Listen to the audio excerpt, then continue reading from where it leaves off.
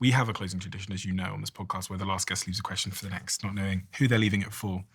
And the question that's been left for you is, what are you doing on a daily basis to improve the life of someone else? And how can you serve others better? Hmm. This is weird. Of course it is.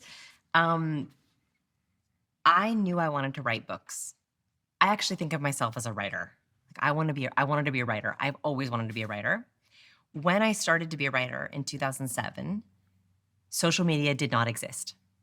Your job as a writer back then was to write books, and maybe if you were lucky, you had a 3-month book tour.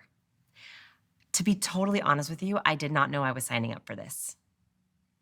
I did not.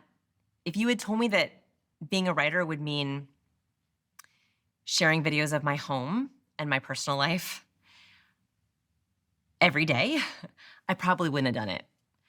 I don't love that part of my job, to be honest with you. And so I know, though, that I have to share on video every day, right? To be able to get people to read my books. Which part of it don't you like? All of it. I mean, all of it. Which part do you hate the most? Trying to synthesize something very complicated into 60 seconds. I don't like it. I think communication is very complex, but I know it's essential to boil down a tip into a hook and then a framework. And I don't love that.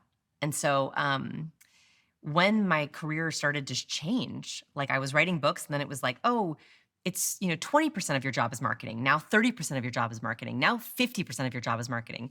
Now writing books is 6 months of writing and the rest of your life is marketing.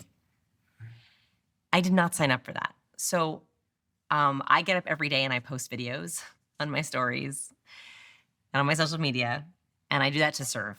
I do not do that because I like it. And if I could skip it, I would, but I can't. And it's how I'm able to write books. And so that is how I serve.